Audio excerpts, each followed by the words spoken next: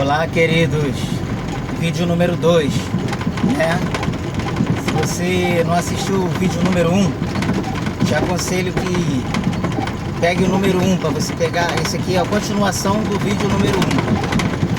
Então, vídeo número 1 eu comecei dizendo que é aparecido para mim no Facebook um grupo de debates entre católicos e protestantes.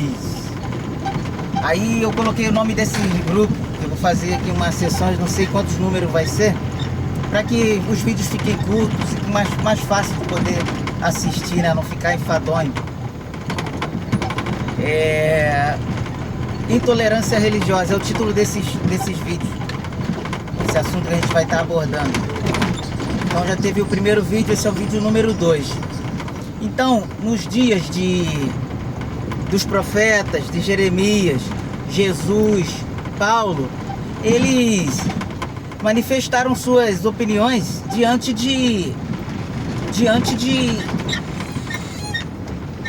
pessoas que tinham opiniões diferentes. Então nada disso é proibido. Tem pessoas que se escandalizam quando uma pessoa fala algumas coisas da Bíblia e outras mostram a opinião dela. O que não pode faltar é respeito e ofensa, mas dizer o que está na Bíblia e manifestar a sua opinião acerca disto, isso aí não é proibido não. Porque se alguém tiver em algum caminho errado, através da luz que tem, na verdade, de uma interpretação, poderá estar ajudando pessoas, né? Então, nos tempos de Jeremias, no tempo dos profetas, nos tempos de Jesus, nos tempos de Paulo, a gente via, ela tem versículos que dizem que Paulo todos os dias estava na sinagoga lá, até mesmo disputando com eles, né, tentando os convencer da verdade que é Jesus, da verdade que era o evangelho que ele pregava. Que assim acontece com a mensagem de Deus. Quando chega em lugares, eles vão entrar em conflito com dogmas e crenças que não foi o Deus criador dos céus e da terra que estabeleceu, né? E por isso ele mandou pregar o evangelho a toda criatura, até os confins da terra, levar a sua mensagem, né? E é isso que eu acredito que os protestantes tentam fazer. Existe, Aloysio, interpretações errôneas? Existe, Aloysio, especulações? Existe falsos profetas, falsos pastores. Nem Jesus negou isso. Jesus falou: acautelai-vos deles, acautelai-vos dos falsos profetas, vim até vós vestido como ovelha, mas por dentro são como lobos devoradores. Jesus falou disso. Quem sou eu, quem somos nós, quem são protestantes para negar desta existência? Mas dentre tudo isso existe um remanescente, existe um povo fiel, existe uma verdadeira interpretação e existe um único e verdadeiro Deus, né? Isso aí é inegável, que existe o verdadeiro Deus. Então, para terminar essa segunda parte deste vídeo, essa sessão de vídeos de intolerância religiosa, eu tenho visto uma interpretação assim desses debates, né, para justificar a veneração, né? Não acreditam e não aceitam que aquilo ali é uma adoração, justificativa para a veneração de imagens ou imagens dentro do templo, se prostrar, fazer homenagens ou petições ou orações, acreditar que imagens intercedem por nós. Uma justificativa. Eles usam essa desculpa da veneração, que na verdade é uma adoração. Uma outra desculpa que é usada em texto bíblico é sobre a arca, que eu tenho visto ali nos comentários, sobre a arca. Deus mandou que fizessem uma arca e colocassem ali querubins, né? Mas a Bíblia nunca fala que aqueles querubins ali eram os que representavam a presença de Deus. O que representava a presença de Deus ali era a arca, né, que estava no meio deles. Tanto que ali em cima da própria arca existia assim um propiciatório onde se fazia o sacrifício para o Deus, o único e verdadeiro e fiel, né?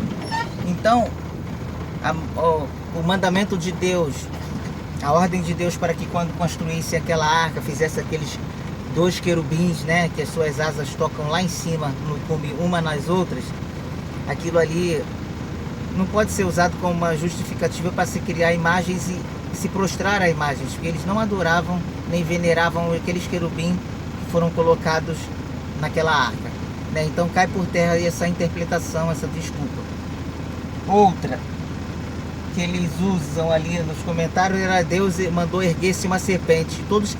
Uma serpente numa haste no deserto lá, serpente de bronze. E todos que para ela olhassem, eles eram curados.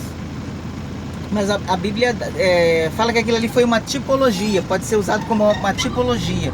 Então uma tipologia não é mandamento. Um texto isolado da Bíblia não pode ser usado como uma doutrina. Isso aí é o que, infelizmente, né, algumas religiões usam, né, e não pode ser usado a Bíblia para poder justificar isso. A Bíblia ainda dá uma explicação. Importa que assim como a serpente foi levantada, o Filho do Homem fosse levantado. Então aquilo ali é uma tipologia, é um tipo. O que é tipologia, Luiz? Alguma coisa que se cumpriu, que aconteceu lá no Velho Testamento, que vai se cumprir no Novo. Pode ser uma pessoa, um personagem bíblico, ele pode ser uma prefiguração do próprio Jesus. Pode ser palavras, textos, acontecimentos, igual esse da serpente. O próprio Jesus falou de tipologia, assim como Jonas passou 3 dias e 3 noites no ventre de um peixe. Importa também que aconteça com o Filho do Homem. Jesus estava falando, vai acontecer comigo o que aconteceu com Jonas lá no ventre do peixe. E a gente sabe que 3 dias e 3 noites Jesus ficou naquele sepulcro. Então isso aí é uma tipologia, né? Agora, mandamento para não se ter imagem, nós vamos encontrar vários, né? Agora, alguma coisa que uma tipologia, a pessoa sobre imagens, a pessoa usar como uma doutrina e um mandamento, isso aí não pode acontecer, é uma interpretação errada das Sagradas Escrituras. Mandamento: não farás para ti imagens de escultura, e nem semelhança alguma do que há em cima do céu ou embaixo da terra. Aí isso aí é muito grave. Isso aí é um mandamento, é uma ordem. Tu não vai ver uma ordem para se fazer imagem e adorar, se prostrar a ela. E ali ainda diz, né? E não se prostrarás a ela. Jesus, em Mateus capítulo 4, ele fala, quando ele na tentação, né? Todo mundo conhece esse texto da tentação. Ele diz: adorarás ao Senhor teu Deus e só a Ele servirás.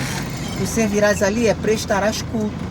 Não, mas nós adoramos Deus, nós acreditamos em Jesus, mas temos aqui algumas imagens de escultura, nós não estamos adorando. Então, gente, deixa eu explicar alguma coisa para vocês. Se a pessoa se prostra, como eu também já fui católico e acontece isso ali. Se a gente se prostra e faz petições, isso aí é uma adoração, não é veneração. Porque quando a gente se prostra e faz petição, a gente está acreditando que aquela imagem vai atender a gente. E as imagens, elas não podem atender. Elas não podem ouvir. Está no Salmo 115. Salmo 115 descreve muito bem isso. Ó, olhos, mas não veem. Boca, mas não falam. Ouvido, mas não escutam. Então aquelas imagens não podem escutar. Vocês não podem nos escutar, né? E também a Maria, ela não pode ser mediadora. Eu fui católico, a gente orava assim, a Ave Maria. Isso não é intolerância religiosa, é opinião e é a verdade. Santa Maria, Mãe de Deus, rogai por nós pecadores. A gente está colocando nessa prece ela como uma mediadora entre os homens e Deus. Mas Jesus falou que Ele é o único mediador. João capítulo João no 14. Eu sou o caminho, a verdade e a vida, e ninguém pode ir ao Pai a não ser por mim, né? Por meio de Jesus. Aí ele disse assim, ó, tudo que pedirdes ao Pai em meu nome. Ele está falando ali que ele é um mediador. Aí a Bíblia fala que ele é o mediador de uma nova aliança, confirmada em melhores promessas. Atos 4:12, em nenhum outro há salvação, porque também debaixo do céu não há outro nome dado entre os homens, entre os seres humanos, pelo qual nós podemos ser salvos. Então Jesus é o mediador, e às vezes a gente coloca objetos, imagens, coisas como mediação, mas a gente está equivocado, a gente está errado. Aí essa às vezes é uma tradição que a gente recebeu dos antigos, dos nossos pais, uma cultura que as famílias vêm preservando. Aí as pessoas se sentem ofendidas, isso é intolerância religiosa, mas não é não. É alguém querendo abrir os olhos de vocês porque um dia encontrou a verdade lendo na Bíblia Sagrada, lendo nas Sagradas Escrituras, né? Então essa é a minha opinião acerca disso. Manifestar a sua opinião é liberdade de expressão e não intolerância religiosa, né? Então deixa essa palavra para vocês aí. É o segundo vídeo, é o vídeo parte 2.